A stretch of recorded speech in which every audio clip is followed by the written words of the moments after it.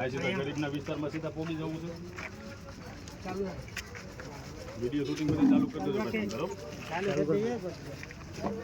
હા અત્યારે ગરીબ માણસો બધા રહે છે આને બધાને દબાવ આવે અને જે ભાજપના બધા ખડકે ખડકે થઈ ગયા છે પણ આ નોટિસ એવું નથી નોટિસ પણ મારી વાત તમે સમજો નોટિસ તો અમને ખબર છે બરોબર એમાં 7 દિવસમાં આ લોકોને ખાલી કરીને વ્યૂઝ જવાનું પણ માથે ચોમાવું છે આ લોકો ગરીબ માણસો છે આ લોકો ક્યાં જાય ભારત દેશમાં ક્યાં તમે આપી છે તો ખરી હવે આ લોકો પૂછો તો જમવાનું કોઈ ભાવ છે ઈ લોકો આવશે કે અમારી પાસે રહેવાનું નથી નાના છોકરાઓને જમવાનું નહીં ભાવે કોઈ મારી વાત સમજો 10 જણા નોટિસ દીધી એમાંથી કાલે 7 જણા જાહેર ભાઈ અમારી પાસે આ પુરાવા છે તો ઈ લોકોને ખબર પડશે ને કે આ જણા લોકો નોટિસ દઈને કેમાંથી ઊભો છું હું એક મિનિટ આમાંથી અમુકને નહીં હોય તો પુરાવા તો એને ખબર પડશે ને કે આ લોકો પાસે નથી તો એને દેવાના આ લોકો નોટિસ દેવા આવ્યા છે હું એ જ કહું છું કે આખો વિસ્તાર છે ને બધો પચાસ છે ને બધા ટકનું લાવીને ટકનું કહે છે તમે નોટિસ ઉદય ગયા જાવ આના પરિવારે ખાવાનું બંધ કરી દે હાથ દે હવે આ કોઈ ખાહે નહીં 7 દિવસ સુધી અને બીજી વસ્તુ તમે પાડવા આવો તો પાછી એની વ્યવસ્થા કરી દેવી પડે ને ચોમાવું માથે છે તો આ નાના છોકરાઓને લઈને બધાને ક્યાં જાય તમે કોને આદેશ કરશો કે ભાઈ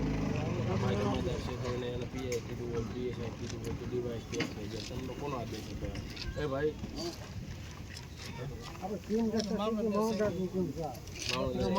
હું તમને મામલતદાર સાથે સૂચના આપું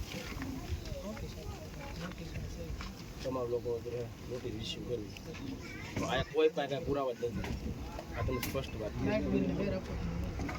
લાઇટ બિલ ને વેરા તો કોમન વસ્તુ છે જેની પ્રાઇવેટની માલિકી નગરપાલિકાનો એટલે એનો એને સાંભળો તો ખરા સાહેબ મારી વાત અને જે લાઇટ બિલ છે એ એક ખાનગી વસ્તુ છે એ તો તમે ગમે ના આપણે રોડ ઉપર ન્યાય બિલ ચોટાડી ગયા હતા એમ તો બિલથી મતલબ હોય તમે કલ્પના કરો કે ચોમા જેવું વાતાવરણ તો છે અને આ બિચારા અમે તમને રિક્વેસ્ટ કરી છે કે આ ખરેખર આ જ પરિસ્થિતિ આપણી પર થઈ હોય તો કેવી પ્રોબ્લેમ થાય તમે સમજો મારું જ ઘર જ ભલે મારું દસ્તાવેજવાળું છે પણ છતાંય મારું પાડવા આવ્યું હોય સરકાર ચાહે તો બધું લઈ લે વાત સાચી છે પણ પરિસ્થિતિ જો કે અહીંયા કોઈ એવા કેપેબલ નથી બધા બિચારા ટકનો લાવે ટકનો ખાય છે તેવા વ્યક્તિ છે તો એના જ મકાન પાડી જાય તો માઇન્ડ મને મકાન જિંદગીમાં એક જ વાર બને છે તમને મને બેન ખબર છે તમે હું ક્લાસમાં શું છો સર્કલ ઓફિસર તો તમે વિચાર કરો કે હવે આ લોકોને તમે હાથ દી પછી તેની પાસે કાંઈ છે જ નહીં તો તમે સીધા પાડવા લઈને આવશો શું થાય કાંઈ નથી તમે નથી હું તમને કહું નથી તો હું એમ કહું છું તમે સીધા અહીંયા આવો સિટીમાં ઘણા બધાનું દબાણ છે તો હટાવો ભાજપના નેતાઓ છે મોટા મોટા ટીમ ત્યાં બીક લાગે છે આ લોકોને તમે તમારા સાહેબોને કહો તમે એમ કહો કે અમને લોકો આ લોકોનું એવું કહેવાનું સ્થાનિક લોકોનું કે ભાઈ ખરેખર મોટા વ્યક્તિને પેલા ઉપાડો પછી અહીંયા આવો આ ના નથી પાડતા તોડી નાખો એનો કોઈ મતલબ નથી ખરેખર આમાં એવું છે ચીઠીના ચાકા તમે ચીઠીના ચાકા તો અમે સમજીએ પણ તમને આદેશ થાય કે તમારે આવવું પડે પણ મારો કહેવાનો ભાવ એ છે કે ચોમાસામાં જ આ વસ્તુ પડે હોય બિચારા નાના નાના બાળકો હોય ત્યારે પરિસ્થિતિ કેવી છે રોગચાળો ફાટી નીકળતો હોય નાના નાના બાળકો ક્યાં જાય પછી તમે રાખ્યા હો તો નાક ને બધા પડકા બધું નીકળાવે દીપડા આવી જાય સમજ્યા પણ તમે તો આલો નોટિસ એની ખબર હશે સરકારને કોઈ પૂછ્યું નથી એમાં લખ્યું છે હાથ આની પે કાંઈ અને તો સીધી વસ્તુ હાથ હું લઈને આવે વાસણ ને થાંભળા લઈને આવે થાય ગયા બીજું આની પે કાંઈ નથી પુરાવા જ નથી એટલે તમે ઉપર લેવલે વાત કરો લાવો તમે હું કલેક્ટર સાહેબ તમારી સામે વાત કરું એને તમને મોકલા હોય તો ભારત વાત છે બારે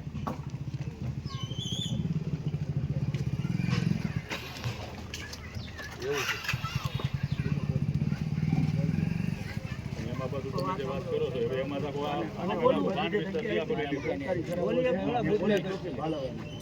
પોલીસ ચોકીની જગ્યા એની આખી તમે ઉપર જ આ લોકો નોટિસ દેવાય કાંઈ વાંધો નહીં આપણે કામ કરો ભાઈ એનું વાત સાચી છે કે આ ભાઈના ચહેરા પર જોતા એવું લાગે છે કે નિર્દોષ છે આપણે ના ના કાંઈ વાંધો નહીં એક કામ કરો આપણે ભાઈ તમને હાથ દીની મોલજ આપીને તમે નક્કી કરો કલેક્ટર સાહેબ મળી બાકી આ કાંઈ તમારો મેળ નહીં થાય એ કોઈ દઈ નહીં કે આપણે એને ગમે તે રજૂઆત કર્યું ભેગું થાય ઔપચારિક આપણે એને ચર્ચા કરી શકીએ આવી પરિસ્થિતિ નિર્માણ થાય અને શક્ય હોય ને બંધ કરી હું કરું છું કાંઈ વાંધો તમને તમારી ફરજ અમે છતાં સાહેબને મળી કાંઈ વાંધો ભરતભાઈ કાલે એનું